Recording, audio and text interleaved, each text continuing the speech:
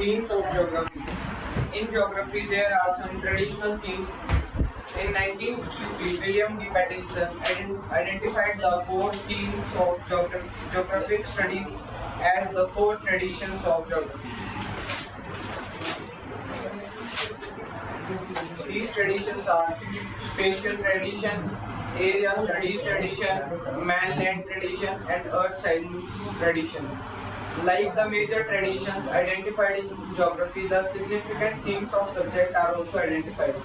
The Association of American Geographers put forward the 5 themes of geography. The themes are location, place, human environment, interaction, movement, and regions. Location. Every point has a location. There are 2 types of location. Absolute location. It is the location which is described using latitude and longitude on the earth. Relative location. It is the location of any point with relation to another well-known landmark. ठीक है,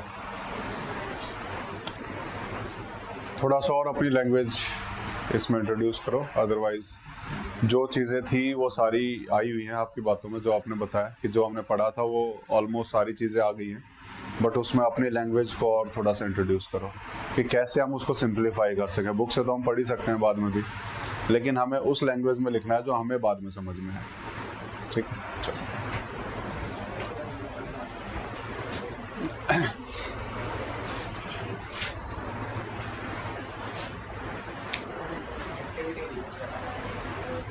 activity पे पहुंचेंगे, अभी मैं आऊँगा, वहीं पे आऊँगा, इसके बाद ही आएगी वो।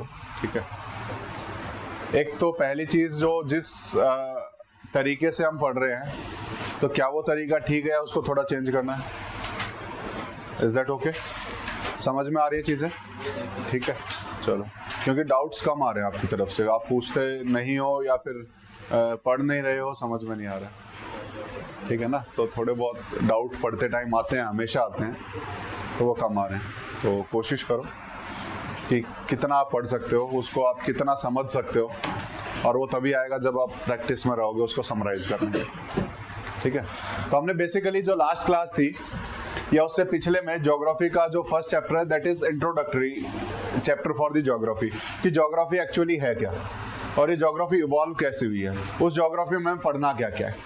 तो फर्स्ट चैप्टर बेसिकली इन चीज़ों के बारे में है, जहाँ पर ज्योग्राफी क्या है हमने पढ़ा था, फर्स्ट टाइम किसने उसको टर्म दिया था वो हमने पढ़ा था, देन उसके बाद इवोल्यूशन कैसे हुआ वो हमने पढ़ा, जहाँ पर हमने 3 एवोल्यूशन के फेजेस देखे थे। कहाँ 1400 से 1800 था, 1800 टू 1950 था, देन उसके बाद 1950 टू आफ्टर 1950 टिल डेट। ठीक है ना, तो उसमें हमने पहले पढ़ा था कि सिर्फ हम जो फर्स्ट जो हमारा पीरियड था या उससे पहले की बात करें 1400 से पहले, तो बहुत ज़्यादा डेवलप्ड नहीं था ज्योग्राफी का सब्जेक्ट मैटर। इवन 1400 से 1800 में भी वो डेवलप नहीं हो पाया था। हम वहां पर कहीं जा रहे थे तो उसके लोकेशन को, वहां होने वाली इवेंट्स को मैप पे नोटिफाई कर रहे थे, बस इतना काम कर रहे थे, उसके आगे कोई कोशिश हमारी तरफ से हो नहीं रही थी। देन 1800 से 1950 के बीच में हम पहुंचे तो हमें 2 स्कूल ऑफ थॉट डेवलप होते हुए दिखाई दिए। कौन कौन से थे? एनवायरमेंटल डिटर्मिनिस्टिक और पॉसिबिलिस्टिक, पॉसिबिलिज्म जिसे हमने बोला था। ये 2 तरीके के देखे, जिसमें फर्स्ट टाइप जो था एनवायरमेंटल डिटर्मिनिस्टिक, जहां environment will determine the things, कि ह्यूमंस वहां रहेंगे कि नहीं रहेंगे। Humans will not try to change the environment. लेकिन जब पॉसिबिलिटीज की बात की गई, जहां हम पॉसिबिलिज्म पढ़ेंगे, तो humans will try to find out the possibilities, how I can live in this environment. तो वहां पर वो उसको कंडीशंस को थोड़ा चेंज करने की कोशिश करेगा। Environment will act as a limiting factor, लेकिन वो कंप्लीटली लिमिट नहीं कर पाएगा ह्यूमंस को वहां रहने से। थोड़ा सा लिमिटिंग फैक्टर्स के साथ ह्यूमंस वहां फिर भी रहेंगे। तो ये 2 स्कूल ऑफ थॉट हमें दिखाई देंगे, और बाद में धीरे धीरे वो पॉसिबिलिज्म वाला हमें बढ़ता हुआ दिखाई देगा, जहां पर हम एनवायरमेंटल फेनोमेनाज को, इवेंट्स को, ज्योग्राफिकल इवेंट्स को हम डिस्क्राइब करना शुरू करेंगे, उनके हम रीजंस को फाइंड आउट करना शुरू करेंगे, जो 1950s के बाद शुरू होगा। वो कैसे होगा? जब हम पूरे डाटा को, क्योंकि धीरे धीरे ज्योग्राफी का सब्जेक्ट मैटर इतना बढ़ चुका था कि उसको एक जगह कंपाइल कर पाना मुश्किल हो रहा था, तो धीरे धीरे हमें अलग अलग टूल्स की जरूरत पड़ी, जिसकी वजह से हम ज्योग्राफी को कंपाइल कर पाए। तो हमने अलग अलग टूल्स का इस्तेमाल शुरू करना वहां पर शुरू किया। मैथमेटिकल टूल्स थे, स्टैटिस्टिकल टूल्स थे, इन सबको इस्तेमाल करके हमने कहीं ना कहीं उस डेटा से यूजफुल रिजल्ट्स निकालने शुरू किए, जिसकी वजह से ज्योग्राफिकल फिनोमेनाज को हम डिस्क्राइब कर पाए कि ये इस वजह से होता है। और वो डिस्क्रिप्शन आज भी कंटिन्यू है और एडवांस टेक्नोलॉजी के साथ कंटिन्यू है, जहां पर हम GIS, रिमोट सेंसिंग, इस तरह के न्यू टूल्स यूज कर रहे हैं, जिससे हमारा मैप, ज्योग्राफी का स्टडी और ज्यादा एडवांस हो सके, हम और ज्यादा प्रिसाइजली हम प्रेडिक्ट कर पाए फ्यूचर को कि फ्यूचर में इसमें क्या चेंजेस आ सकते हैं, फ्यूचर में क्या हो सकता है। और इसी की वजह से आप देखेंगे कि पुराने टाइम पे जो बारिश का नोटिफिकेशन आता था कि आज बारिश होगी, कई बार नहीं भी होती थी, लेकिन आज के टाइम पे वो जो अगर हम कहें प्रेडिक्शन है वो और ज्यादा प्रिसाइज होता आ रहा है। आज के टाइम पे अगर हम देखें, आज से 10 साल पहले देखोगे तो बारिश का प्रेडिक्शन कई बार झूठा निकलता था, लेकिन आज के टाइम पे ऑलमोस्ट 99% वो सच ही निकलता है, क्योंकि हम एडवांसमेंट की तरफ बढ़ चुके हैं। वो धीरे धीरे एडवांसमेंट आज भी जारी है और वो कंटिन्यू रहेगा जैसे जैसे हमारी टेक्नोलॉजी बढ़ती रहेगी। ये तो हमने इवोल्यूशन ऑफ ज्योग्राफी पढ़ा। अब उसके बाद आए थीम्स में कि ज्योग्राफी में पढ़ते क्या क्या है। सबसे पहले ट्रेडिशंस की बात की गई कि हम ट्रेडिशनली 4 चीजों के बारे में ज्योग्राफी में पढ़ते आए। वो क्या क्या थी हमारी 4 चीजें? हमें फर्स्ट पॉपुलेशन एंड मूवमेंट, जिसको हमने स्पेशल पैटर्न में रखा। देन उसके बाद एरिया स्टडीज, जहां पर हम एरियाज को स्टडी करेंगे। देन उसके बाद हमने मैन और उसके एनवायरनमेंट को स्टडी करने की कोशिश की है। और फिर उसके बाद अर्थ साइंसेज की प्रोसेस ऑफ अर्थ के अंदर क्या प्रोसेस चल रही है। तो मेनली इन 4 एरियाज में अभी तक काम हुआ, जो हमारा ट्रेडिशनली चलता आ रहा है। इससे आगे आकर के जो अमेरिकन जो सोसाइटी थी ऑफ ज्योग्राफर्स, उन्होंने आकर के बोला कि नहीं, हम कुछ थीम्स डिफाइन करते हैं। हम ये डिफाइन करते हैं कि ज्योग्राफी को किस लिमिट तक पढ़ सकते हैं, ज्योग्राफी में अगर कोई पढ़े तो वो क्या क्या फैक्टर्स को उसमें कंसीडर करे। तो उसके लिए हमने 5 थीम्स डिसाइड की फाइनली, और वो 5 थीम्स हमने क्या क्या रखी? First location, second place, human environment interaction, movement and region. बोले जब हम किसी भी इवेंट को इन के अराउंड पढ़ते हैं, इनके सराउंडिंग में पढ़ेंगे, तो हम ज्योग्राफी की एक कंप्लीट स्टडी कर पाएंगे। तो एक थीम्स हमने डेवलप कर ली कि हम ज्योग्राफी पढ़ेंगे तो हमें मेनली ये चीजें पढ़ ली, उसके आसपास एसोसिएटेड चीजें जो एनवायरमेंटल रिलेशंस हैं, उनके आसपास सराउंडिंग के साथ क्या रिलेशन है, वो अपने आप ही इसमें काउंट हो जाएंगे। ठीक है, तो मेन ये थीम्स हमने आइडेंटिफाई की, जिसमें सबसे पहले हमने क्या पढ़ा? लोकेशन पढ़ा। लोकेशन पढ़ा या प्लेस पढ़ा? लोकेशन पढ़ा। लोकेशन हमने 2 तरीके से पढ़ी। पहली एब्सोल्यूट लोकेशन, जहां पर हम प्रिसाइज लोकेशन की बात करते हैं, जहां पर हमने एग्जांपल भी पढ़ा था कि मैं यहाँ खड़ा हूं तो मैं कहाँ खड़ा हूं, ठीक है ना। तो एग्जैक्टली अगर मेरी कोई लोकेशन बता पाए तो दैट इज एब्सोल्यूट लोकेशन। मुझे किसी रिलेटिव एनवायरनमेंट की जरूरत नहीं है, मुझे आसपास किसी चीज की जरूरत नहीं है, अगर मैं अपनी एग्जैक्ट लोकेशन बता पाऊं तो। ठीक है, जो काम हमारा जीपीएस करता है। हम अगर गूगल मैप डालते हैं, वो एब्सोल्यूट लोकेशन ढूंढने की कोशिश करता है। उसके लिए वो आसपास नहीं देखता कि वहां पहुंचोगे तो सामने ये आपको मॉल मिलेगा या सामने ये बिल्डिंग दिखाई, वो ऐसा कुछ नहीं बताता। वो एग्जैक्ट लोकेशन पे पहुंचाता है आपको, वो एब्सोल्यूट लोकेशन है। देन सेकंड टाइप की लोकेशन है दैट इज रिलेटिव लोकेशन, जो आसपास की चीजों से आइडेंटिफाई करेगी कि वहां पर क्या हो सकता है। ठीक है ना, जैसे हम इस बिल्डिंग की करें तो बिल्डिंग के आसपास पुराने टाइम पे शीला थिएटर होता था, तो हम आइडेंटिफाई कर पाएंगे, रिलेटिव लोकेशन बता पाएंगे कि शीला थिएटर के कहीं सामने ये बिल्डिंग है ना, तो वो रिलेटिव लोकेशन है। तो एक तो कुछ इस तरीके से लोकेशंस को आइडेंटिफाई किया जाएगा ज्योग्राफी में। देन उसके बाद ये हमारी एक्टिविटी थी। इस एक्टिविटी को कितने लोगों ने किया? क्यों नहीं किया? बाकी मिला नहीं, क्यों नहीं किया? फर्स्ट उसमें क्या था? एब्सोल्यूट लोकेशन निकालने में दिक्कत कहां है? गूगल पे सर्च करना है, सिर्फ गूगल बताएगा क्या एब्सोल्यूट लोकेशन है। एग्जैक्टली वहां कोऑर्डिनेट्स आते हैं, वो कोऑर्डिनेट्स यहां पर लिखने हैं। ठीक है, तो आज मैं ज्योग्राफी की भी कॉपी नहीं लूंगा, लेकिन कल लूंगा। तो कल आपको दोनों ही कॉपीज, दोनों नोटबुक आपको सबमिट करानी है, जिसमें ये आपका जो प्रोजेक्ट वर्क है ये भी उसमें होना चाहिए। ठीक है, 2 दिन की छुट्टियां थी, उसमें हो जाना चाहिए था, लेकिन हुआ नहीं है। कोई बात नहीं, कल मैं कॉपीज लूंगा, कल सब कर चलाएंगे। ठीक है, सेकंड क्या था? Important towns with in 100 kilometre radius of your town या विलेज। हमारे आसपास 100 किलोमीटर नॉर्थ में जाए तो, ईस्ट में जाए तो, साउथ में जाए तो, या फिर वेस्ट में जाए तो क्या क्या आएगा? इंपॉर्टेंट टाउन्स कौन से हैं वो हमें नोटिफाई करने हैं, कोई ज़्यादा मुश्किल टास्क नहीं है भी, ठीक है। 100 किलोमीटर का रेडियस में ऑटोमेटिकली वो आ जाएगा कि क्या क्या टाउन्स आ रहे हैं उसमें, इंपॉर्टेंट टाउन्स कौन कौन से हैं। देन उसके बाद हमारा टाउन का या विलेज का अर्लियर नोन नेम क्या था, ठीक है ना, वो हमें आइडेंटिफाई करना था, रोहतासगढ़ के नाम से जानते थे, ठीक है ना। हाँ क्या,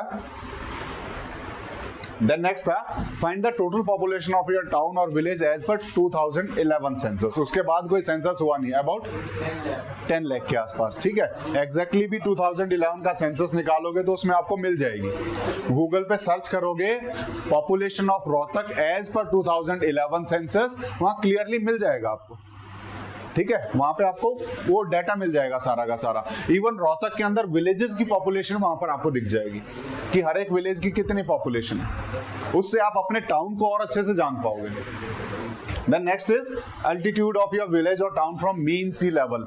मीन सी लेवल से कितनी हाइट पे हमारा टाउन या 215 to 222 अप्रोक्सीमेटली 220 मीटर्स के आसपास हमारा मीन सी लेवल से ऊपर है। कोस्टल एरियाज जो अप्रोक्सीमेटली 0 मीटर पे होते हैं, ठीक है ना, वहां से भी हम थोड़ा सा हाइट पे हैं अभी, तो कितना हाइट पे है वो भी है। हमारे यहाँ पर जो क्लाइमेटिक कंडीशंस हैं, हमारे यहाँ जोग्राफिकल कंडीशंस जो हैं, वो बहुत सारी चीज़ों पे डिपेंड करती हैं। हमारे अल्टीट्यूड पे डिपेंड करेंगे, हमारे लैटिट्यूड पे डिपेंड करेंगे, हमारे आसपास के जो सराउंडिंग्स हैं उसके ऊपर डिपेंड करेंगे कि हिली एरिया है कि क्या है। तो बहुत सारी चीज़ें हैं, तो ये सारी चीज़ें आपको पता होनी चाहिए, और इससे आपको पता लगेगा कि किसी सिटी से हमारा वेदर डिफरेंट क्यों है। आप जब इन चीज़ों को आइडेंटिफाई करोगे कि हमारा अल्टीट्यूड कितना, हम कितने लैटिट्यूड पे बिलोंग रहते हैं, या फिर कितना, अगर हम कहें कि हमारे आसपास हिली एरिया कितना दूर है, ठीक है, ट्रॉपिक ऑफ कैंसर से कितना दूर है, इक्वेटर से कितना दूर है, ये सब चीज़ें डिफाइन करती हैं कि आपके यहाँ पर क्या क्या क्लाइमेटिक कंडीशंस होंगी, ठीक है। तो ये हमें अल्टीट्यूड पता लगाना था। तो ये कल भी सबमिट करोगे, क्योंकि उसके बाद मैं आज ज्योग्राफी में कुछ क्वेश्चंस भी दूंगा जो आज अभी तक हम पढ़ चुके होंगे, तो वो आपको करके लाने हैं साथ के साथ, ठीक है। तो वो भी कल सबमिट करेंगे।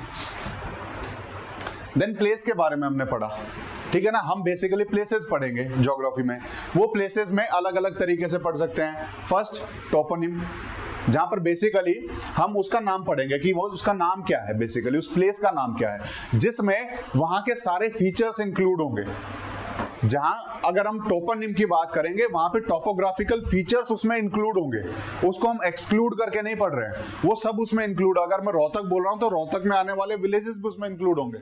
वहीं पर अगर मैं साइट की बात करूंगा तो साइट इज अ एरिया, सिर्फ वो खाली लैंड है, उसके ऊपर कुछ नहीं बना हुआ है, वो साइट है, उसके ऊपर हम कुछ भी क्रिएट कर सकते हैं, दैट इज साइट। देन उसके बाद सिचुएशन, सिचुएटेड एट, जिसे हम पढ़ते हैं इंग्लिश में कि रोहतक इज सिचुएटेड एट, कहाँ सिचुएटेड है, तो उसमें हम रिलेटिव लोकेशंस को पता लगाने की कोशिश करते हैं। तो प्लेस में हम रिलेटिव लोकेशंस की जब बात करेंगे तो वो सिचुएशन में आ जाएगी, ठीक है ना। जैसे रिलेटिव लोकेशन में रोहतक की बात करें तो दिल्ली से कितना दूर है, ईस्ट में है, वेस्ट में है, साउथ में, वो सिचुएशन है रोहतक की, ठीक है। तो ये सारी चीजें हमें पता होनी चाहिए। साइट कैसी है, हमारे यहाँ का जो नॉर्मल ग्राउंड वो किस तरीके का है, वो यहाँ पता लगेगा। देन उसके बाद जब प्लेस की बात करेंगे तो रोहतक में जब भी नाम सुनेंगे तो रोहतक में बहुत सारी चीजें अपने आप दिमाग में आएगी कि रोहतक में सोम समोसे वाला भी है, रोहतक में किला रोड भी है, अपने आप वो जोग्राफिकल फीचर्स आएंगे, दैट इज टोपोनिम। तो वो जोग्राफिकल फीचर्स के साथ है। लेकिन साइट की बात करते हैं, साइट में किसी फीचर्स को काउंट नहीं करते हैं, प्लेन लैंड को काउंट करते हैं। क्लियर है। देन उसके बाद ये हमें पढ़ना है, और आपका नंबर यहां तक। The theme describes how people interact with the environment and how the environment responds. This is studied with reference to the following key concepts. ठीक है। अब जो हम नेक्स्ट थीम पढ़ रहे हैं that is human and environment interaction. Interaction क्या होता है? इंटरेक्शन का मतलब क्या है?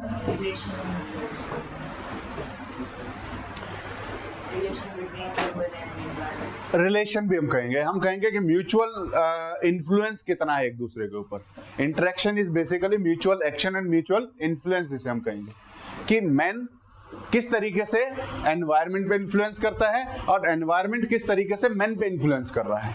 तो म्यूचुअल इन्फ्लुएंस है इसमें, दोनों के बीच का इंटरेक्शन है इसमें, ठीक है। तो इसमें म्यूचुअल इन्फ्लुएंस की बात करेंगे, दोनों एक दूसरे के ऊपर किस तरीके से प्रभाव डालते हैं। तो यहाँ पर the theme describes how people interact with the environment. यहाँ पर जो ये थीम है ये क्या बता रही है कि किस तरीके से पीपल एनवायरनमेंट के साथ इंटरेक्ट करते हैं, किस तरीके से पीपल जो है एनवायरनमेंट के ऊपर इन्फ्लुएंस डालते हैं, किस तरीके से एनवायरनमेंट पीपल के ऊपर इन्फ्लुएंस डालता है, and how the environment responds, और किस तरीके से एनवायरनमेंट रिस्पॉन्ड करता है, रिएक्ट करता है। हम कोई भी यहाँ पर अगर हम कहीं ह्यूमन एक्टिविटी करते हैं, हमने कहीं पर अगर लेक बना दी, तो उस वजह से उस एनवायरनमेंट का रिस्पॉन्ड उस जगह पे कैसा होगा, मैन पे कैसा होगा, वो हम यहाँ स्टडी करेंगे।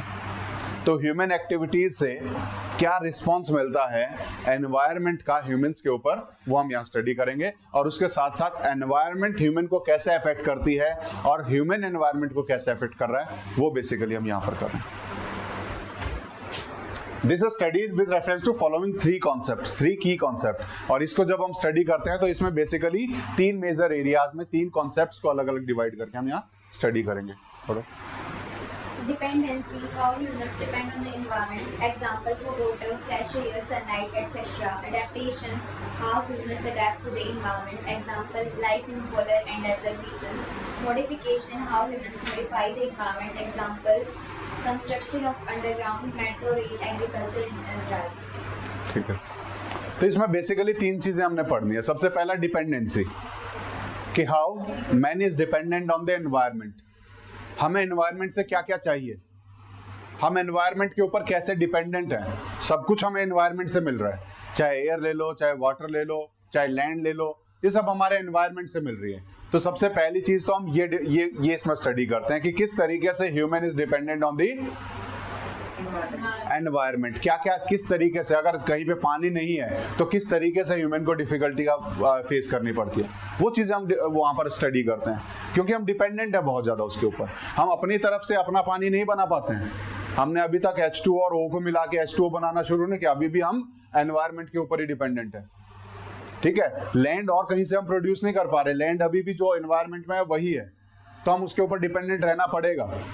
ठीक है, जो एयर है, जो ऑक्सीजन मिल रही है, हमें उसके ऊपर डिपेंडेंट रहना पड़ेगा। इसीलिए कई बार बात की जाती है कि पॉल्यूशन को कम करो कम करो कम करो, क्योंकि ब्रीदिंग के लिए एयर कम पड़ जाती है हमारे पास, वो पॉल्यूट हो जाती है, एयर को हमें बहुत ही एडवांसली अफेक्ट करती है। तो डिपेंडेंसी हम इसमें स्टडी करते हैं कि किस तरीके से ह्यूमन हमारे जो एनवायरनमेंट है उस पे किस तरीके से डिपेंडेंट है। Second is adaptation. Adaptation is adopt करना। ठीक है ना, किस तरीके से हम उसको मॉडिफाई करके अपने अनुकूल जो है उसको ढाल पाते हैं। ठीक है ना, हम किस तरीके से एडेप्ट हो पाते हैं हमारे एनवायरनमेंट में, हम किस तरीके से हार्श कंडीशन में भी खुद को रहने लायक बना, जो पॉसिबिलिज्म वाला जो थ्योरी आ जाती है वो एडेप्टेशन को मानती है। ठीक है ना, किस तरीके से उस एनवायरनमेंट को एडेप्ट करते हुए हम वहां अपने आप को रहने लायक बना लेते हैं। तो ये यहाँ पर हम पढ़ते हैं, जिसमें कुछ एग्जांपल्स हम देखें। लाइफ इन पोलर रीजन्स, जहाँ पर बर्फीले इग्लू का जो एग्जांपल दिया था, वहां पर कैसे आदमी रह पा रहे इतनी हार्श कंडीशंस में। उन्होंने कुछ मॉडिफाई किया होगा, खुद को एडेप्ट किया होगा वहां की लाइफस्टाइल के हिसाब से। जैसे हम गर्मी से सर्दी में खुद को एडॉप्ट कर लेते हैं, जैसी गर्मी आती है तो हमारा जो पहनने का तरीका वो बिल्कुल चेंज हो जाता है, सर्दी आएगी पहनने का तरीका बिल्कुल चेंज हो जाएगा। क्यों हो रहा है? इस एडेप्टेशन की वजह से। तो हम ये पढ़ते हैं, अलग अलग जगहों पे जब जाएंगे, अलग अलग लोकेशंस पे जब हम जाएंगे, तो वहां पर ह्यूमन कंडीशंस हमें अलग अलग दिखाई देंगी, वहां पर अलग तरीके से हमें लोग रहते हुए दिखाई देंगे। वो हम एडेप्टेशन में पढ़ते हैं कि किस तरीके से वहां के जो लोग रह रहे हैं, that is due to their climatic reasons. ठीक है, नेक्स्ट इज मॉडिफिकेशन। मॉडिफिकेशन में अल्टरेशन, कैसे अल्टर कर पाते हैं किस चीज को, how humans modify the environment, हम एनवायरनमेंट को कैसे मॉडिफाई करते हैं। ठीक है ना, हम कैसे माउंटेन्स को खोदते चले जा रहे हैं, उसका एडवर्स इंपैक्ट हम पे क्या पड़ता है।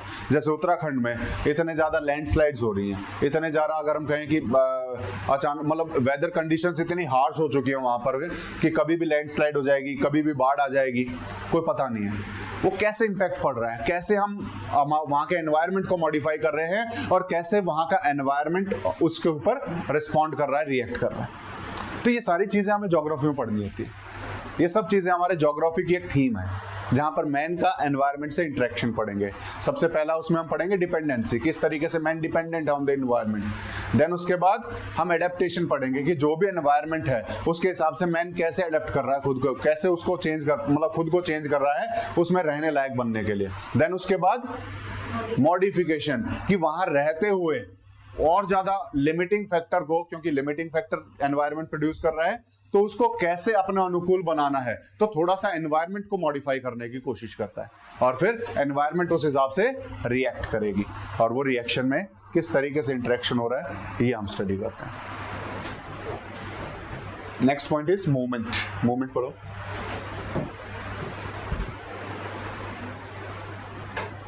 Movement is the network of travel of people, goods and ideas from one location to another. Example: rural-urban migration and metro train commuting in Chennai, air transport which carries people and goods, and the internet that allows access to ideas and knowledge across the world are also examples of this kind. ठीक है, अब geography में हम movement भी पढ़ते हैं, ठीक है ना। जैसे हम एंशिएंट पास्ट में पढ़ रहे थे होमो सेपियंस कैसे अफ्रीका से निकल के यहाँ पर आए, तो उसमें ज्योग्राफी का भी बहुत बड़ा हाथ होगा। उसमें ज्योग्राफी भी हमें स्टडी करनी पड़ेगी कि वो किस किस कंडीशन से निकल के आए हैं, क्यों उन्हें वहां पर आने को मजबूर होना पड़ा, क्यों, क्योंकि क्लाइमेटिक कंडीशंस फेवरेबल होती जा रही थी, इसीलिए वो स्प्रेड होते जा रहे थे। हमने पढ़ा लोअर पैलियोलिथिक में कुछ एरियाज में लिमिटेड थे, हमने फिर उसके बाद पढ़ा कि मेसोलिथिक में वो पूरे ज्यादा स्प्रेड हो गए, क्यों, क्योंकि क्लाइमेटिक कंडीशंस फेवर करने लगी। तो उससे हम मूवमेंट पढ़ रहे हैं कि किस तरीके से मूवमेंट हो रहा है लोगों का, और उस मूवमेंट में सिर्फ लोगों का नहीं है, उनके आइडियाज का। वो अकेले नहीं जाते हैं, अपना कल्चर साथ लेके जाते हैं, अपने आइडियाज साथ लेकर के जाते हैं। तो मूवमेंट में हर एक चीज हम पढ़ेंगे। मोड ऑफ कम्युनिकेशन हम ज्योग्राफी में पढ़ते हैं कि कम्युनिकेशंस क्या क्या हमारे पास, रेल नेटवर्क हमारे पास क्या है, हमारे पास रोड नेटवर्क क्या है, हमारे पास इंटरनेट फैसिलिटीज जो कम्युनिकेशन का नेटवर्क है वो कैसे चेंज हो रहा है। तो ये सारी चीजें हम उसमें पढ़ते हैं, ये सारा चीजें हमारे ज्योग्राफी के सिलेबस का पार्ट हो जाता है, ठीक है। तो इसमें हम पढ़ेंगे movement is the network of travel of people, goods and ideas from one location to another. जहां पर मूवमेंट क्या है, it is network of travel, किस किस का, पीपल का, गुड्स एंड आइडियाज का। देन उसके बाद बहुत सारी चीजें इसमें हमें मूव होती हुई दिखाई देंगी, ठीक है, एक लोकेशन से दूसरी जगह जाती हुई दिखाई देंगी। This is movement, this is movement. Then उसके बाद for example rural urban migration, लोग गांव से शहर आते हैं, क्यों आते हैं, जॉब, जहां पर बेटर अपॉर्चुनिटीज के लिए, कि गांव में अब उतनी अपॉर्चुनिटीज नहीं अवेलेबल हैं, फार्म इनकम उतनी नहीं रह गई है जितनी पहले होती थी, तो लोगों को दूसरे अपॉर्चुनिटीज को ढूंढना पड़ेगा, तो इसलिए क्या करेंगे, वो शहर की तरफ आएंगे। तो रूरल से अर्बन माइग्रेशन जो हो रहा है वो हम ज्योग्राफी में पढ़ते हैं। कोरोना में जो माइग्रेशन हुआ वो हमारा ज्योग्राफी का पार्ट था, कि दोबारा से लोग गांव में जाके बसने लगे, कि उन्होंने देखा कि अपॉर्चुनिटीज दोनों लगभग बराबर है, इंटरनेट के थ्रू हर जगह लगभग सेम सा हो गया है, और उसके बाद वहीं गांव में रह करके हम कोरोना से बच भी सकते हैं। वहाँ क्लाइमेटिक कंडीशंस थोड़ी सी अच्छी हैं शहर की बजाय, शहर में सब कॉन्क्रीटाइजेशन हो गया है, इस वजह से शहर में गर्मी ज्यादा होती है, गाँव में उतनी गर्मी नहीं मिलती है। ये सब ज्योग्राफी में हम पढ़ते हैं, ये माइग्रेशन हम ज्योग्राफी में पढ़ते हैं कि किस तरीके से एक जगह से लोग दूसरी जगह पे जाते हैं। देन उसके बाद मेट्रो ट्रेन कम्यूटिंग इन चेन्नई, मुंबई में जो मेट्रो ट्रेन का जो नेटवर्क है, जैसे कैसे लोग उसमें भीड़ में वो चलते हैं, ये सब ज्योग्राफी का पार्ट है। वो मोड ऑफ कम्युनिकेशन में आ जाता है। कम्यूटिंग क्या होता है,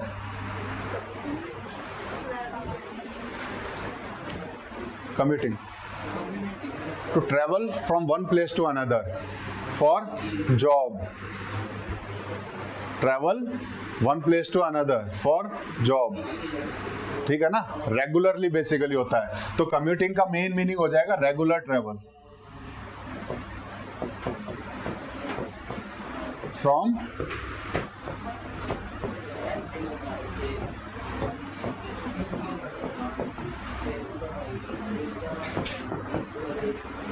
अब जब कम्यूटिंग ये है तो माइग्रेशन क्या है, कम्यूटिंग मैंने बोला रेगुलर ट्रेवल है फॉर जॉब, तो माइग्रेशन क्या है, क्या है माइग्रेशन, एक जगह पर जाकर बस जाना हमेशा, टेम्पररीली, वहां पर हम रेगुलर ट्रेवल नहीं कर रहे हैं, तो वहां पर माइग्रेशन है, वहां पर कम्यूटेशन है, या फिर अगर हम कहें कि ट्रेवल है वन प्लेस टू अनदर, और वो जो ट्रेवल होगा वहां पर जाकर के जॉब के लिए जाएंगे या किसी और पर्पस के लिए उसी दिन वापस नहीं आएंगे, रेगुलर ट्रैवल नहीं है, वो टेम्पोररीली वहां पर जाकर बसेंगे, थोड़ा बहुत सेटल होंगे, वो माइग्रेशन है। माइग्रेशन में डेली ट्रैवलिंग नहीं चलेगा। माइग्रेशन में आप एक जगह से चले गए तो वहां जाके कुछ टाइम बिताओगे, दिस इज माइग्रेशन, ठीक है ना। तो माइग्रेशन और कम्यूटेशन में थोड़ा सा डिफरेंस है, पता होना चाहिए। तो जैसे कम्यूटिंग है इन चेन्नई, ये भी हम इसी में पढ़ेंगे। देन उसके बाद air transport which carries people and goods, air transport हम पढ़ेंगे, रेल ट्रांसपोर्ट हम पढ़ेंगे, मेट्रो ट्रांसपोर्ट तो हमने देख ही लिया, रोड ट्रांसपोर्ट हम पढ़ते हैं, वाटर ट्रांसपोर्ट हम पढ़ते हैं, सी से जो ट्रांसपोर्ट होता है वो पढ़ते हैं। ये सब ज्योग्राफी का पार्ट है, ये सब इसी में हम पढ़ेंगे। किस तरीके से कम्युनिकेशन हो रहा है, किस तरीके से एक नेटवर्क बन गया है कम्युनिकेशन का, वो किसी भी तरीके का हो सकता है, रेल नेटवर्क भी हो सकता है, एयर नेटवर्क भी हो सकता है, सी नेटवर्क भी हो सकता है, किसी भी तरीके का हो सकता है। And the internet that allows access to ideas and knowledge across the world are examples of this kind. Internet भी जो हमें अलाउ करता है कि हम उन आइडियाज को, नॉलेज को, जो अमेरिका में जो आइडियाज चल रहे हैं वो यहाँ घर बैठे हमें मिल जाएं। कैसे पॉसिबल हो पाया? इंटरनेट के थ्रू। तो इंटरनेट भी एक मोड है, नेटवर्किंग है, कम्युनिकेशन जिससे पॉसिबल हो पा रहा है। तो ये भी हम ज्योग्राफी में पढ़ेंगे, ठीक है। तो ज्योग्राफी के मेन थीम्स हमने क्या क्या पढ़ी है? लोकेशन पढ़ी है, प्लेस पढ़ी है, मैन एंड एनवायरनमेंट का इंटरेक्शन पढ़ा है, देन उसके बाद मूवमेंट पढ़ा है जिसके अंदर कम्युनिकेशन भी आ जाएगा, ठीक है। और एक लास्ट हमारा क्या बचेगा? रीजन। हम इसमें रीजन्स को भी स्टडी करेंगे। हाँ पढ़ो। Regions are areas with distinct homogeneous characteristics such as climate, monsoon regions, natural vegetation, tropical rainforest, crops, coal belt of USA, major landforms, Himalayan region, industries, Bangalore and Hosur, etc. ठीक है, बैठ जाओ। यहाँ पर basically जब हम इस book को पढ़ेंगे ना तो आपको साउथ इंडिया के एग्जाम्पल्स थोड़े से ज्यादा दिखाई देंगे क्योंकि ये तमिलनाडु की है, ठीक है ना। तो इसीलिए एग्जाम्पल्स हम यहाँ के भी क्रिएट कर सकते हैं, ठीक है ना। जैसे हमें नॉर्थ में, जैसे यहाँ पर हमने बेंगलोर और होसूर पढ़ा, हम नॉर्थ में भी पढ़ सकते हैं, हम अहमदाबाद भी पढ़ सकते हैं, इसमें दिल्ली भी पढ़ सकते हैं, गुड़गांव भी पढ़ सकते हैं, ठीक है ना। नोएडा भी हम पढ़ सकते हैं। वो एक रीजन के बारे में जाना, मतलब नाम पड़ गया है कि वहाँ पर रीजन, अगर किसी को IT सेक्टर में जाना है तो नोएडा रीजन में जाओ, वहाँ पे जॉब्स अवेलेबल हैं। तो हम उस तरह के रीजन्स को पढ़ते हैं। रीजन्स क्या है? Regions are areas. कौन से एरियाज है? With distinct homogenous characteristic. Homogenous मतलब क्या होता है? Homogenous, same kind of characteristic. मतलब जब हम एक रीजन से दूसरी जगह जाएंगे तो एक रीजन में आपको एक ही तरह की कैरेक्टरिस्टिक या फीचर्स दिखाई देंगी, वहीं दूसरे रीजन से वो अलग करेंगे कैरेक्टरिस्टिक्स उसको, खुद को, ठीक है। तो वो डिस्टिंक्ट है दूसरे रीजन से, और एक रीजन में वो होमोजेनस है। सिंगल रीजन में वो होमोजेनस है, लेकिन दूसरे रीजन से अगर हम कंपेयर करें तो वो डिस्टिंक्ट हो जाती हैं। तो एरियाज विद डिस्टिंक्ट, जो अलग हैं लेकिन उस रीजन के अंदर they are homogenous characteristics, such as climate. Climatic regions हमें पढ़ेंगे यहाँ पर, अलग अलग क्लाइमेटिक रीजन्स। मानसून रीजन्स आप पढ़ोगे, मानसून रीजन कौन कौन से, विंटर रीजन आप पढ़ोगे, अलग अलग क्लाइमेटिक रीजन्स हम इसमें पढ़ने वाले हैं ज्योग्राफी में, ठीक है ना। तो मानसून जिस एरिया में आ रहा है तो वो मानसून रीजन में हम उस एरिया को पढ़ेंगे। बाकी एरियाज को कैसे अलग करता है? बाकी एरियाज में मानसून नहीं आता है, ठीक है। तो इसलिए मानसून रीजन हो गया। ट्रॉपिकल रीजन है, क्यों है? क्योंकि वो ट्रॉपिक ऑफ कैंसर और ट्रॉपिक ऑफ कैप्रिकॉर्न के बीच का रीजन हो जाएगा। तो एक पर्टिकुलर रीजन है, वो बाकियों से अलग है, उसकी कैरेक्टरिस्टिक्स अगर हम देखेंगे तो बाकी जगहों से अलग मिलेगी, इसीलिए उस रीजन का नाम पर्टिकुलर नाम पे पड़ा है। पर्टिकुलर हमने अलग नाम दिया उसको, वो डिस्टिंक्ट है, लेकिन जब उस रीजन में देखेंगे तो वो होमोजेनस कैरेक्टरिस्टिक हमें दिखाई देंगे, ठीक है। ऐसे इन्होंने बताया कि नेचुरल वेजिटेशन के आधार पर, जहां पर इन्होंने ट्रॉपिकल रेन फॉरेस्ट बताए हैं, कि ट्रॉपिकल रेन फॉरेस्ट आप कहीं पे भी चले जाओगे उनके अंदर कैरेक्टरिस्टिक्स आपको सेम मिलेंगी, ये कहीं भी पाए जा सकते हैं, लेकिन उन सबको हम ट्रॉपिकल रेन फॉरेस्ट के नाम से बोलेंगे, ठीक है। मानसून रीजन है वो सेम मिलेंगे आपको, उनको हम सेम बोलेंगे, चाहे कहीं पे भी हो वर्ल्ड में, उनकी कैरेक्टरिस्टिक्स सेम मिलती हुई दिखाई देंगी आपको। देन उसके बाद क्रॉप्स, ऐसे क्रॉप पैटर्न के आधार पर हमने रीजन्स को बांटा हुआ है, ठीक है ना। जैसे यहाँ पर एक एग्जांपल दिया हुआ है कॉर्न बेल्ट ऑफ यूएसए, वहां पर एक कंटिन्यूअस रीजन है जहां पर कॉर्न प्रोड्यूस होता है। मेडिटेरेनियन सी के आसपास अगर हम देखेंगे वहां पर कौन से, नहीं कुछ और है, नहीं नहीं, मेडिटेरेनियन रीजन कहाँ है पता है?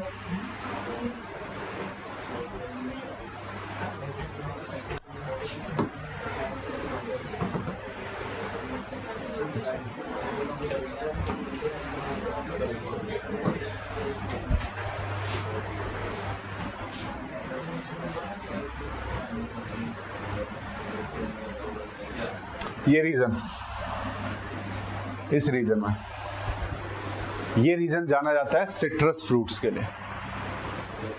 सिट्रस फ्रूट्स जो थोड़े से खटास होती है जिस फ्रूट्स में, उन फ्रूट्स के लिए जाना जाता है। लार्जेस्ट वाइन प्रोड्यूसिंग एरिया है, ठीक है ना। तो ये रीजन पड़ गया, इसका नाम ही अलग हो गया, ठीक है ना। तो इस तरीके से रीजन्स को हम अलग अलग क्रॉप्स के हिसाब से ही पढ़ते हैं, ठीक है। यहाँ पर मेजर लैंडफॉर्म्स के हिसाब से हम पढ़ेंगे। जैसे हिमालयन रीजन है, जहां जहां तक हिमालयन बेल्ट फैली हुई है, हिमालयन माउंटेन्स दिखाई देंगे, वो पूरा एक रीजन है। वहां पूरे हिमालयन रीजन में आपको सिमिलर कैरेक्टरिस्टिक्स दिखाई देंगी जो बाकी जगह से उसको खुद को अलग करेंगी। क्लियर है? देन उसके बाद इंडस्ट्रीज के आधार पर भी हमने रीजन्स को डिवाइड किया हुआ है। अहमदाबाद, जिसको हम मैनचेस्टर ऑफ इंडिया कह देते हैं, क्योंकि वहां पर उस तरह की इंडस्ट्रीज अवेलेबल हैं, ठीक है। जैसे आपका नोएडा हो गया आईटी इंडस्ट्रीज के लिए है, बेंगलोर आपका आईटी इंडस्ट्रीज के लिए है, ठीक है। अब गुड़गांव आपका मारुति प्लांट के लिए हो गया, ठीक है ना। वहां पे ऑटोमोबाइल इंडस्ट्रीज डेवलप हो रही है। तो इस तरीके से अलग अलग रीजन्स को हम आइडेंटिफाई करते हैं और उन रीजन्स को उन कैरेक्टरिस्टिक्स के हिसाब से हम पढ़ते हैं फिर कि वो कैसे सेम है, ठीक है। तो इस हिसाब से हम इन रीजन्स को ही पढ़ेंगे। तो बेसिकली 5 थीम्स हैं जो ज्योग्राफी में हम स्टडी करते हैं। आपके रीजन्स हो गए, प्लेस हो गए, लोकेशन हो गई, मैन एंड लैंड का इंटरेक्शन हो गया और मूवमेंट हो गया, ठीक है। तो ये 5 थीम्स हम ज्योग्राफी में हम जनरली जो स्टडी करेंगे, ठीक है।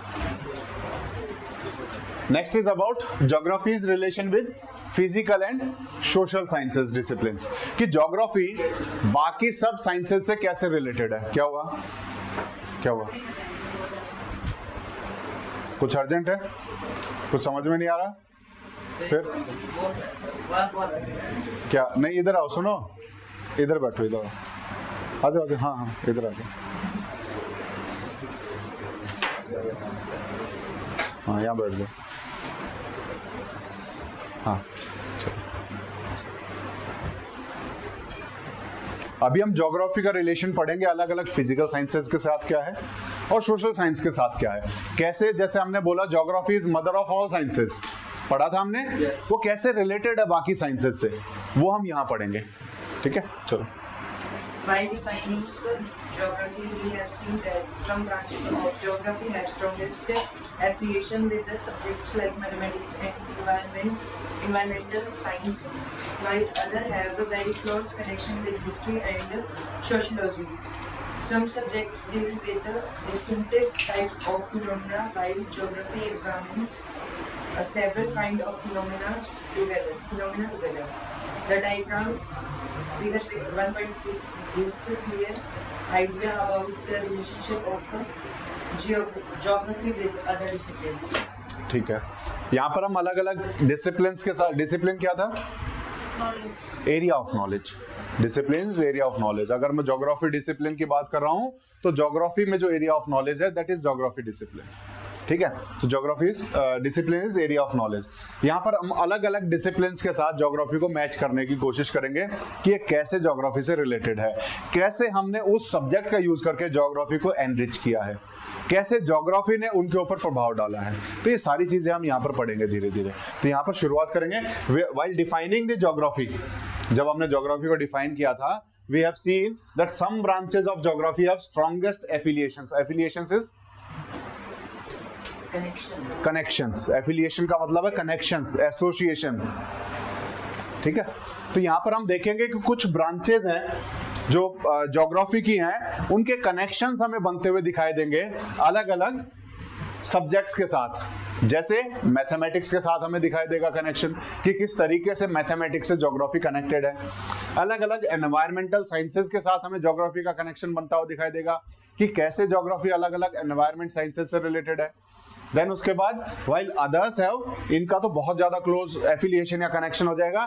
देन उसके बाद ऐसे भी हैं जिनका मतलब सिर्फ क्लोज एफिलिएशन जिसे हम कह सकते हैं, क्लोज कनेक्शन होगा, जैसे हिस्ट्री एंड सोशियोलॉजी। तो हम हिस्ट्री में भी ज्योग्राफी को पढ़ेंगे और ज्योग्राफी में हिस्ट्री को भी पढ़ेंगे। दोनों का रिलेशन आपस में चलता रहेगा कि कैसे दूसरे एक दूसरे के साथ रिलेटेड है, वो तो हम देख भी रहे हैं हम जब हम हिस्ट्री पढ़ रहे हैं कि कैसे वहां पर ज्योग्राफी इन्वॉल्व है उसको स्टडी करने में। ठीक है, तो ज्योग्राफी का कनेक्शन देखेंगे हम, हिस्ट्री का कनेक्शन देखेंगे ज्योग्राफी से। उसके बाद सोशियोलॉजी का कनेक्शन देखेंगे कि कैसे सोसाइटी के ऊपर प्रभाव पड़ता है ज्योग्राफी का। सोसाइटी देख करके हम वहां की ज्योग्राफी के बारे में कैसे बता सकते हैं।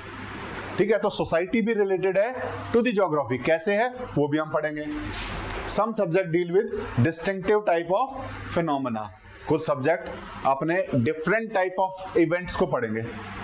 कुछ अलग अलग सब्जेक्ट हैं वो अपने अलग अलग टाइप के इवेंट्स को पढ़ते हैं। फिजिक्स अलग टाइप के इवेंट को पढ़ेगी, मैथमेटिक्स अलग इवेंट को पढ़ता है, हिस्ट्री अलग इवेंट्स को स्टडी करता है। While geography examines several kinds of phenomena together, लेकिन ज्योग्राफी क्या करती है? ज्योग्राफी बहुत सारे अलग अलग तरह के फिनोमेनाज को साथ मिला करके पढ़ती है। ठीक है ना, सेवरल इज बहुत सारे नहीं, नॉट मैनी, लेकिन दो या दूसरे ज्यादा। तो अलग अलग फिनोमेनाज को एक साथ करके ज्योग्राफी पढ़ने की कोशिश करती है, लेकिन बाकी सब्जेक्ट्स हर फिनोमेना को अलग अलग पढ़ते हैं। तो ज्योग्राफी में इन फिनोमेनाज को इकट्ठा किया जाता है और उनको एक ग्रुप में पढ़ा जाता है। ठीक है, तो ये हम ज्योग्राफी में देखेंगे। The diagram 1.6 gives clear idea about the relationship of geography with other discipline. जो हमारा 1.6 डायग्राम है वो कैसे अलग अलग डिसिप्लिन से ज्योग्राफी कनेक्टेड है वो बताता है, जो हमने इंट्रोडक्टरी लेक्चर में देखा था, ये वाला, कि किस तरीके से जब ज्योग्राफी की बात करेंगे तो वो कहाँ जियोग्राफी से जियोलॉजी से कनेक्टेड है। जब जियोलॉजी से कनेक्टेड जो ज्योग्राफी उसे हम जियोमॉर्फोलॉजी बोलेंगे। वहीं पर हिस्ट्री से रिलेटेड जो ज्योग्राफी होगी उसे हम हिस्टोरिकल ज्योग्राफी बोलेंगे। वहीं एंथ्रोपोलॉजी से रिलेटेड जो ज्योग्राफी होगी उसे हम एंथ्रोपो ज्योग्राफी बोलेंगे। सोशियोलॉजी से कनेक्टेड होगी तो सोशल ज्योग्राफी बोलेंगे। इस तरीके से हर एक फिजिकल साइंस या सोशल साइंस से हमारी ज्योग्राफी किसी ना किसी तरीके से रिलेटेड है। एंथ्रो इज ह्यूमन, हाँ, एंथ्रो इज ह्यूमन, मैनकाइंड जिसे हम कहेंगे। एंथ्रो इज एंथ्रोपोस, मैनकाइंड भी कह सकते हो, ह्यूमन भी कह सकते हो।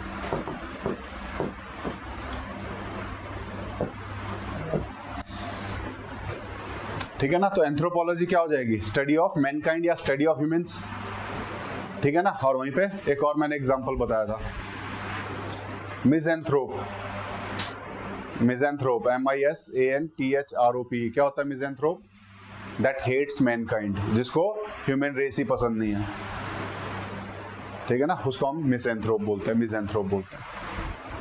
जहां पर भी मिस आता है उसको हम हेट से रिलेटेड या फिर नेगेटिव मीनिंग से लेके जाते हैं। तो misanthrope is that hates human kind या फिर ह्यूमन रेस, और anthropology that science that studies the human kind या फिर मैनकाइंड। क्लियर है? तो यहाँ पर उससे रिलेटेड जो हमारी ज्योग्राफी होगी वो कौन सी हो जाएगी? हमारी एंथ्रोपो ज्योग्राफी हो जाएगी। ठीक है, वहां बॉटनी और जियोलॉजी से अगर हम देखें तो बायो जियोग्राफी पढ़ेंगे। मटेरियोलॉजी, फिजिक्स, केमिस्ट्री को मिला देंगे तो हम क्लाइमेटोलॉजी पढ़ेंगे, हम ओशियनोग्राफी पढ़ेंगे, हम हाइड्रोलॉजी पढ़ेंगे।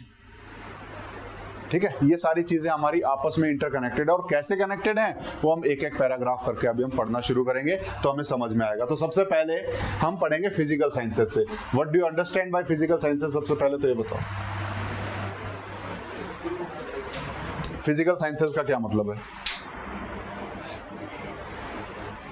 जो प्रैक्टिकली हो सकता है। नहीं,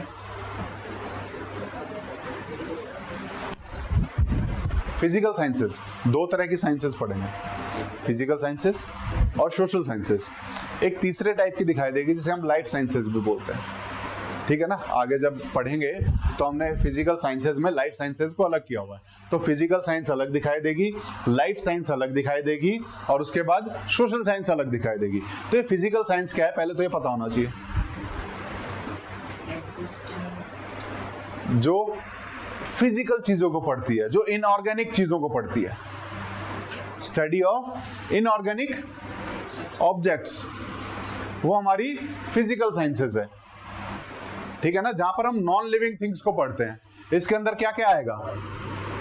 आपका फिजिक्स आ जाएगा, आपका केमिस्ट्री आ जाएगा, आपका एस्ट्रोनॉमी आ जाएगा और आपका जियोलॉजी आ जाएगा। मेनली 4 चीजें हम पढ़ते हैं, ठीक है। एस्ट्रोनॉमी आ जाएगा, जियोलॉजी आ जाएगा, फिजिक्स आ जाएगा, केमिस्ट्री आ जाएगा।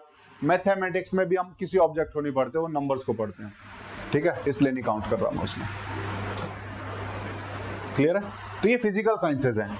हालांकि इसने लाइफ साइंसेज को भी फिजिकल साइंसेज के अंडर काउंट किया हुआ है। लाइफ साइंसेज वो होती हैं जहां पर हम लिविंग बीइंग्स को पढ़ते हैं, जैसे आपका बॉटनी है, जैसे आपका बायोलॉजी है, जैसे आपका जियोलॉजी है, ये सब लाइफ साइंसेज हैं। तो एक बेसिक डिफरेंस पता होना चाहिए फिजिकल साइंस और लाइफ साइंस में क्या होता है। सोशल साइंस में हम सोसाइटी को पढ़ते हैं, सोसाइटी से रिलेटेड फैक्ट्स को पढ़ते हैं, वो सोशल साइंसेज है, ठीक है। तो ये एक बेसिक सा हमें आइडिया पता होना चाहिए। तो सबसे पहले जो हम पढ़ेंगे वो हम पढ़ेंगे हमारा रिलेशन विद फिजिकल साइंसेज, जो हमारे ज्योग्राफी का रिलेशन है फिजिकल साइंसेज के क्या है, फिजिकल साइंसेज के साथ क्या है। तो सबसे पहला जो रहेगा वो हम किस किस के साथ पढ़ रहे हैं? First is with astronomy, mathematics, computer science, geography. ये आपस में कैसे रिलेटेड है? एस्ट्रोनॉमी में क्या पढ़ते हैं जो ज्योग्राफी से रिलेटेड है, मैथमेटिक्स कैसे ज्योग्राफी को हेल्प करता है, या फिर कंप्यूटर साइंस कैसे ज्योग्राफी को हेल्प करता है, ये हम पढ़ेंगे। पढ़ो नेक्स्ट, किसका नंबर है? Astronomy basically deals with the celestial bodies, including stars, planets, satellites, their motion, constellations, as well as different kinds of phenomena occurring in the outer space. The precise location, nature of movement, form, and size of celestial bodies, including those of the solar system, have been accurately measured with the help of mathematics. The interaction of astronomy, mathematics, and computer science with geography has paved way for the development of modern cartography and GIS. ठीक है। Cartography का क्या मतलब होता है? Map making, ठीक है ना। Cartography is related to map making, ठीक है ना।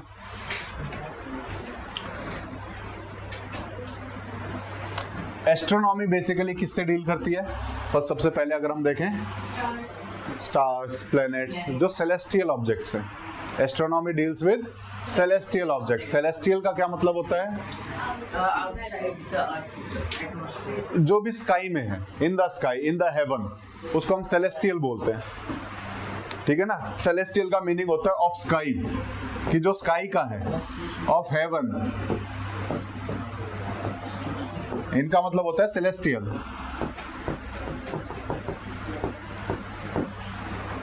ठीक है, क्या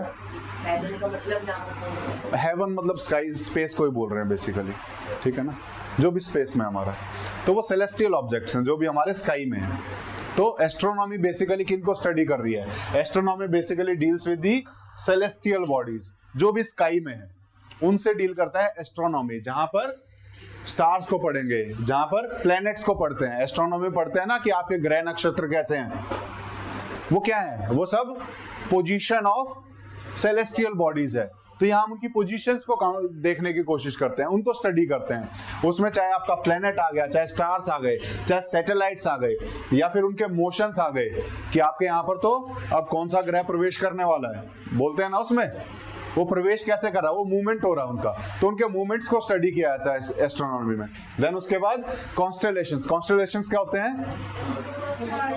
group of stars that are found in a pattern, in a shape, वो होते हैं कॉन्स्टेलेशंस, ठीक है ना। Group of star that are found in a pattern और शेप्स आर कॉल्ड कॉन्स्टेलेशंस। तो कॉन्स्टेलेशंस को हम स्टडी करते हैं यहाँ पर, और क्या पढ़ते हैं यहाँ पर? As well as different kind of phenomena occurring in outer space. उसके साथ साथ अलग अलग इवेंट्स जो हमारे आउटर स्पेस में हो रहे हैं, उन सबको हम एस्ट्रोनॉमी में पढ़ते हैं, जिससे हम कहते हैं कि हमारा जो भविष्य है वो कहीं ना कहीं इन्हीं से रिलेटेड है, इनसे किसी ना किसी तरीके से जुड़ा हुआ है। तो एस्ट्रोनॉमी भी तो हमारा रिलेशन बता रही है आउटर स्पेस से। और ज्योग्राफी में भी हम ये पढ़ते हैं कि अर्थ का आउटर स्पेस से क्या रिलेशन है। ज्योग्राफी में हम आउटर स्पेस को पढ़ते हैं, ज्योग्राफी में हम प्लैनेट्स को पढ़ते हैं, ज्योग्राफी में हम यूनिवर्स को पढ़ रहे हैं। तो एस्ट्रोनॉमी कहीं ना कहीं कंप्लीटली ज्योग्राफी में ही तो आ रही है, ठीक है। तो यहाँ पर द प्रिसाइज लोकेशन, किसी भी प्लेनेट की प्रिसाइज लोकेशन क्या है? Exact location. Precise is exact. Exact location क्या है? सॉरी। नेचर ऑफ मूवमेंट क्या है कि कौन किस तरीके से मूवमेंट कर रहा है। हमारा ईस्ट टू वेस्ट जा रहा है कि वेस्ट टू ईस्ट जा रहा है। हमारा अर्थ का मूवमेंट हमने देखा कि अर्थ टिल्टेड है ना। अर्थ हमारे रोटेशन करती है तो टिल्टेड एक्सिस पे करती है, तो हमने उसका मूवमेंट स्टडी किया अर्थ का। तो इसमें नेचर ऑफ मूवमेंट भी हम स्टडी करेंगे। Then form and size of celestial bodies, कि कोई भी सेलेस्टियल बॉडी है उसका साइज क्या है, कितनी बड़ी है, और वो फॉर्म मतलब गैसियस फॉर्म में है या फिर सॉलिड फॉर्म में है, ये सब चीजें हम स्टडी करते हैं। Including those of solar system, उसमें सोलर सिस्टम की सारी बॉडीज आ गई, जो भी हमारे एस्ट्रॉइड्स हैं और जितने भी चीजें आती हैं। तो ये सारी चीजें एस्ट्रोनॉमी में हम पढ़ तो रहे हैं, लेकिन उसकी प्रिसाइज लोकेशन कैसे बता पा रहे हैं, उसका साइज कैसे बता पा रहे हैं। हमने कैसे नापा कि अर्थ को एक राउंड लेने में 24 घंटे लगते हैं रिवॉल्यूशन में, कैसे नापा? कुछ तो होगा, सॉरी 365 दिन लगते हैं एक रिवॉल्यूशन में, कैसे किया हमने? इस सब के लिए हमने मैथमेटिक्स का यूज किया। तो ज्योग्राफी में मैथमेटिक्स का भी यूज है, जिससे हम उनकी प्रिसाइज लोकेशन बता पा रहे हैं, उनका नेचर ऑफ मूवमेंट बता पा रहे हैं, उनका फॉर्म एंड साइज बता पा रहे हैं। Have been accurately measured with the help of mathematics, और मैथमेटिक्स की वजह से हम ये सारी चीजें मेजर कर पाए। तो geography is related to astronomy as well as mathematics. The interaction of astronomy, mathematics and computer science. जब हम एस्ट्रोनॉमी ले आए, मैथमेटिक्स ले आए, उसके साथ कंप्यूटर साइंस को भी जोड़ दें विद ज्योग्राफी, तो क्या होगा? Has paved the way for development of modern cartography and GIS. और इनकी मदद से पेव्ड द वे का मतलब क्या होता है? पेविंग द वे, रास्ता देना, सिंप्लीफाई करना, मतलब आसान कर देना किसी रास्ते को, कि जैसे कोई बंद था उसको रास्ता दे दिया, मतलब इजियर बना दिया। किसी भी इवेंट को अकर होने में थोड़ा सा सहूलियत दे देना, थोड़ा उसको इजी बना देना, इज पेविंग द वे, ठीक है ना। तो पेविंग द वे हो जाता है। तो यहां पर जब हम इन तीनों को एक साथ पढ़ते हैं, एस्ट्रोनॉमी, मैथमेटिक्स, कंप्यूटर साइंस, इसने इजी बना दिया है ज्योग्राफी को। किस चीज में? In the development of modern cartography. जो हम आज के मॉडर्न मैप्स पढ़ रहे हैं, जहां हम 3D मैप्स भी देख लेते हैं, वो किसकी वजह से पॉसिबल हो पाया? हमने कंप्यूटर साइंस भी उसमें जोड़ा है, हमने उसमें एस्ट्रोनॉमी भी जोड़ी है, हमने उसमें मैप भी जोड़ा, हमने उसमें रिमोट सेंसिंग भी जोड़ा है। बहुत सारी चीजें जोड़ने के बाद हम उसको इजी बना पाए, और उसके साथ साथ जीआईएस को डेवलप कर पाए। GIS is geographical information system, जहां पर लेयर बाय लेयर स्टडी की जाती है ज्योग्राफी की, कि यहाँ पर ये लेयर है, अगर मुझे सिर्फ बिल्डिंग चाहिए तो बाकी चीजें डिलीट हो जाएंगी, सिर्फ वो बिल्डिंग दिखाई देंगी। मुझे सिर्फ ट्रीज दिखाई चाहिए तो मैं बिल्डिंग वाली लेयर को डिलीट मार दूंगा, मुझे सिर्फ ट्रीज दिखाई देंगे। तो ज्योग्राफिकल इंफॉर्मेशन सिस्टम हमने कैसे डेवलप किया?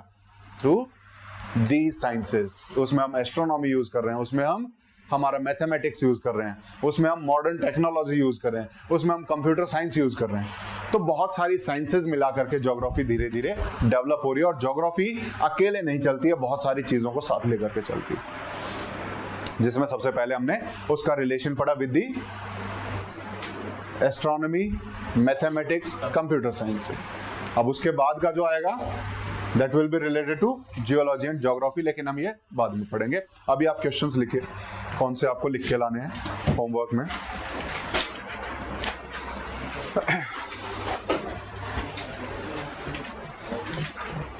इसमें इवैल्यूएशन में चूज दी करेक्ट आंसर्स है, उसमें फर्स्ट 3 करने हैं इवैल्यूएशन में। यहां से ये फर्स्ट 3 जो आपके मल्टीपल चॉइस क्वेश्चंस हैं, उसमें 1, 2 and 3। वेरी शॉर्ट में 11 and 12।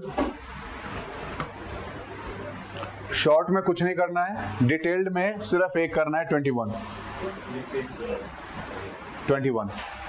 तो 1, 2, 3, 11, 12 and 21, ठीक है। तो कल आपको हिस्ट्री की कॉपी भी जमा करानी है और जियोग्राफी की भी करानी है, ठीक है। तो दोनों कॉपी आपको सबमिट करानी है, दोनों आंसर्स चेक करूंगा।